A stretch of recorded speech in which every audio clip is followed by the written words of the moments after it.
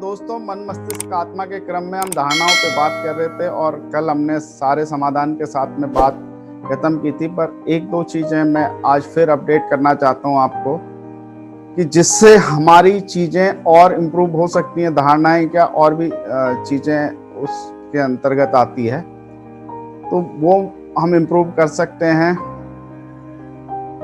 उसमें पहली नंबर की चीज है आत्म चर्चा और दूसरा है आत्म सुझाव।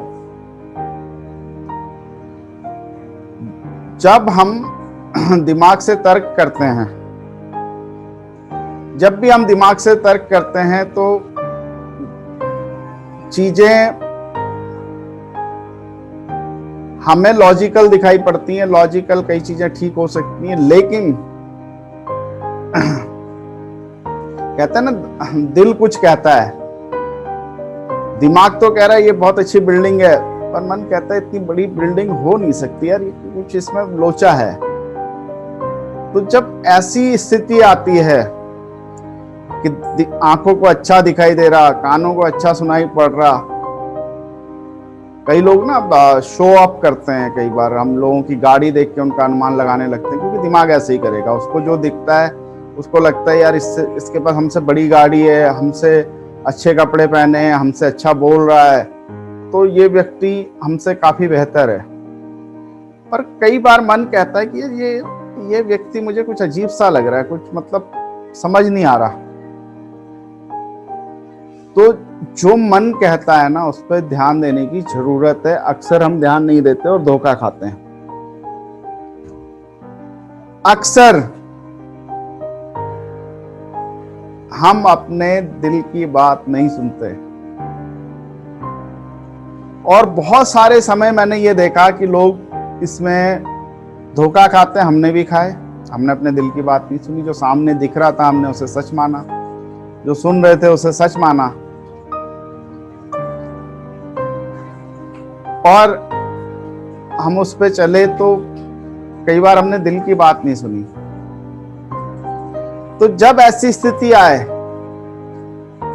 वो हमारे मन के भी अपने कुछ तर्क होते हैं, और तर्क मन दे नहीं सकता, तर्क तो दिमाग ही दे सकता है। पर हमारा मन जो है कुछ कहता है हमसे, यार कुछ यहाँ पे माहौल अच्छा नहीं लग रहा, कुछ ये घर ठीक नहीं लग रहा है, कुछ ये यहाँ पे आके कुछ अच्छा नहीं लगा। तो ये हमारी सिक्स्थ सेंस भी कहती है कई बार। तो उसको हमें आत्मचर्चा करनी चाहिए, फिर उस पर विचार, क्या ऐसा हो सकता है, नहीं हो सकता, ये घर बड़ा है, इसके कारण ये भी हो सकता है, किसी दूसरे के घर हो, या अपना दिखाने की कोशिश कर रहा हो। ये आत्मचर्चा में चलता रहना चाहिए। ये आत्मचर्चा जब हम करते हैं, और दूसरी चीजों के बारे में बाद में, जब हमारी कोई धारणा किसी चीज को लेकर बन जाती है और हम कुछ शुरू करने जा रहे होते हैं, या हम नेगेटिव धारणा बन गई कि यार हम इस चीज को क्वालिफाई नहीं कर पाएंगे, या हम ये बड़ा काम नहीं कर पाएंगे, तो फिर आत्मचर्चा करनी भी जरूरी होती है। यार मैं क्यों नहीं कर पाऊंगा? अपने अंदर अंदर बोलिए, क्यों नहीं कर पाऊंगा, क्या है इसमें ऐसा, लोगों ने किया है, किसी ने किया हो ना किया हो, मैं क्यों नहीं कर सकता? अपने अंदर अंदर या कोई अपने अंदर कोई बैड हैबिट है, कोई स्मोकिंग की या तंबाकू खाने की, या इस तरह की कोई भी बैड हैबिट है, तो हम उसमें आत्मचर्चा क्यों नहीं कर रहे कि अरे मान लिया मैं कोई आत्मचर्चा करूं, अरे राजेश ये बता तुझे क्या फायदा है, क्या फायदा है इसको मतलब तंबाकू खा के, क्या होगा इससे, क्यों नहीं छोड़ सकता तू, क्या इतना कमजोर है तू? अपने आप से चर्चा करिए, क्या हम इतने कमजोर हैं, नहीं छोड़ सकते? क्या हम मतलब मैं क्यों किसी के उस पे, इससे मेरे को फायदा क्या हो रहा है, इससे मेरे को आत्मचर्चा करते करते बड़े बड़े काम हो जाते हैं। जब हम आत्मचर्चा किसी से की करते हैं तो हम बड़े बड़े कामों को अंजाम दे सकते हैं। तो आत्मचर्चा, हालांकि बारे में कोई बहुत ज्यादा कोई हमें बताता नहीं है, लेकिन आत्मचर्चा के बारे में जो योगी होते हैं, बड़े बड़े योगी, वो जरूर इसको करते हैं। वो अपना आत्ममंथन भी करते हैं और आत्मचर्चा से आत्ममंथन होता है ना। आत्मा द्वारा मथ के जो भी निकलेगा वो प्योर निकलेगा। हम अपने आप को प्रबल करने के लिए, हम अपने आप को किसी चीज से बाहर निकालने के लिए, अपनी गरीबी से बाहर निकालने के लिए, अपने चीजों से बाहर निकालने के लिए, अपने व्यसनों से बाहर निकालने के लिए, अपनी डर से बाहर निकालने के लिए आत्मचर्चा एक बहुत बढ़िया विकल्प है। पहले आत्मचर्चा करके देखिए, यार क्या प्रॉब्लम आ रही, क्यों नहीं ऐसा हो रहा, मेरी तलब इतनी क्यों बढ़ गई, मेरा ऐसा क्यों, मेरे को सुबह चाय क्यों पीनी है, मैं बिना चाय पिए फ्रेश क्यों नहीं हो सकता, मेरे पेट में कब्ज रहता है, मेरे ये होता है वो होता है। मतलब बहुत सारी ऐसी छोटी चीजें हैं जिसमें हम आत्मचर्चा करके उसकी प्रॉब्लम को स्पेसिफिकली आइडेंटिफाई कर सकते हैं। और उसके बाद हमारा दूसरा काम जो शुरू होता है, और इसके बारे में भी अधिकतर लोग बात नहीं करते, पर ये बहुत बड़ा एक रेवोल्यूशनरी थिंग्स हैं, ये विचार हैं जो हमें जानना चाहिए और हमें करना भी चाहिए। और ये हमें 100 लोग सुझाव देते हैं, वेलकम, सबका वेलकम। बट हम किसी के सुझाव के अनुसार काम करने से पहले, मान लिया 100 में से हमें 1-2 सुझाव पसंद आया, हमने उस पर काम करने की योजना बना रहे हैं, तो अपने आप को आत्म सुझाव दीजिए, यार मुझे इसमें से क्या करना चाहिए। जैसे दूसरे लोग हमें सलाह देते हैं, तो हमारा मन भी हमें सलाह देता है, जो उसके अंदर फीड होता है उसके अकॉर्डिंगली। और वो डर फियर भी हो सकता है, लेकिन उससे ऊपर उठ के भी हम उससे अपने अपने आप को सुझाव दे सकते हैं। आत्म सुझाव, जब हम किसी नेगेटिव चीज की तरफ अट्रैक्ट होते हैं, तो हम अपने आप को आत्म सुझाव दे सकते हैं।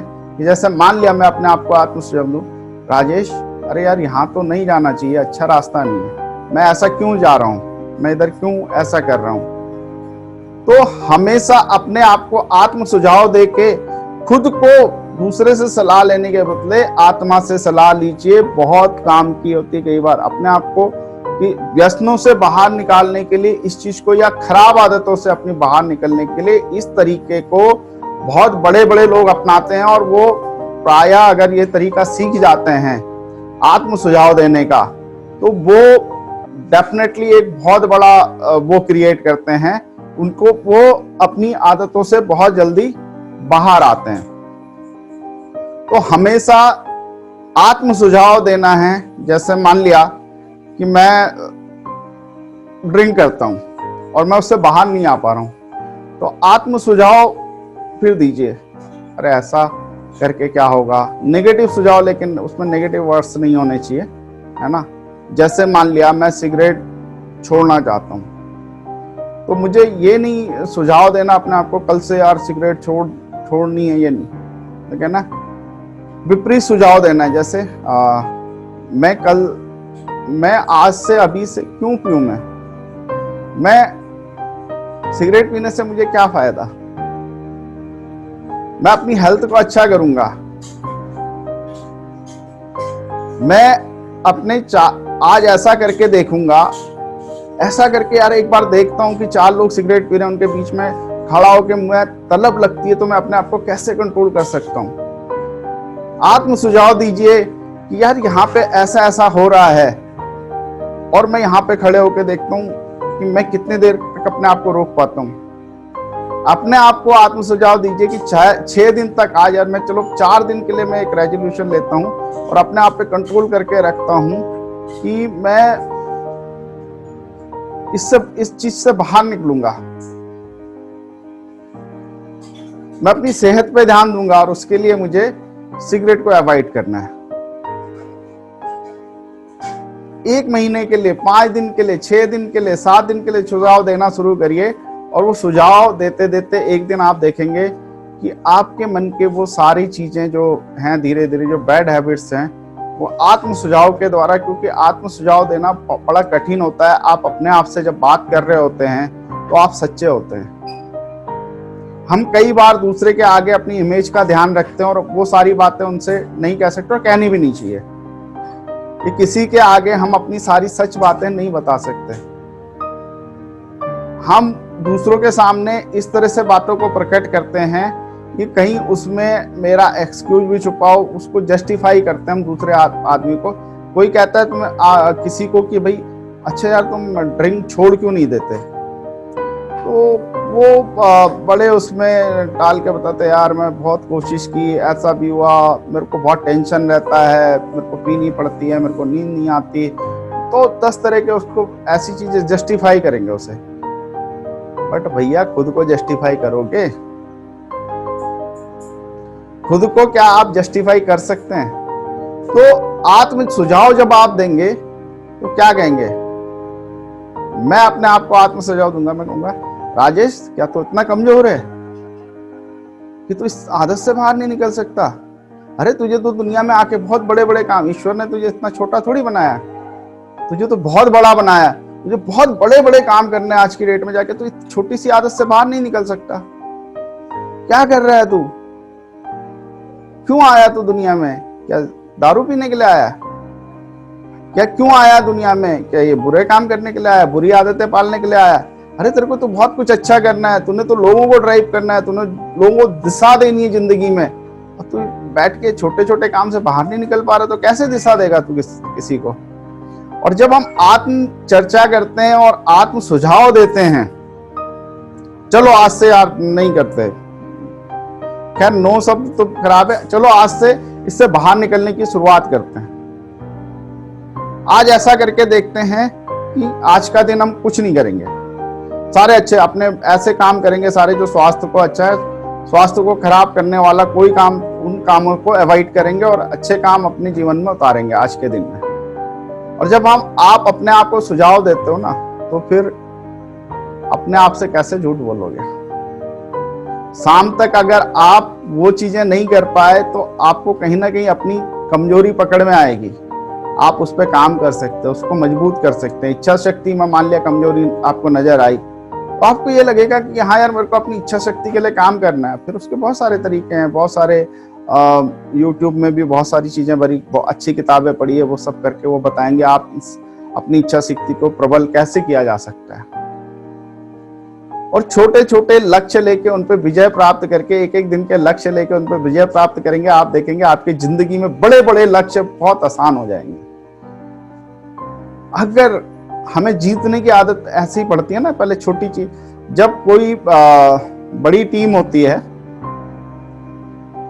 और जब कोई अच्छा प्लेयर होता है तो उसका कोच जब उसको उसका खराब फॉर्म चल रहा होता है और जब वो बहुत अपने करियर उस तरह का परफॉर्म नहीं कर पाता, तो कोच को पता होता है वो क्या करता है, वो एक साइकोलॉजिकल ट्रीटमेंट देता है, उसे कमजोर टीम से खिलवाता है ताकि वहां पे जीत के उसको अपनी जीत का एहसास हो, उसको अपना एहसास हो।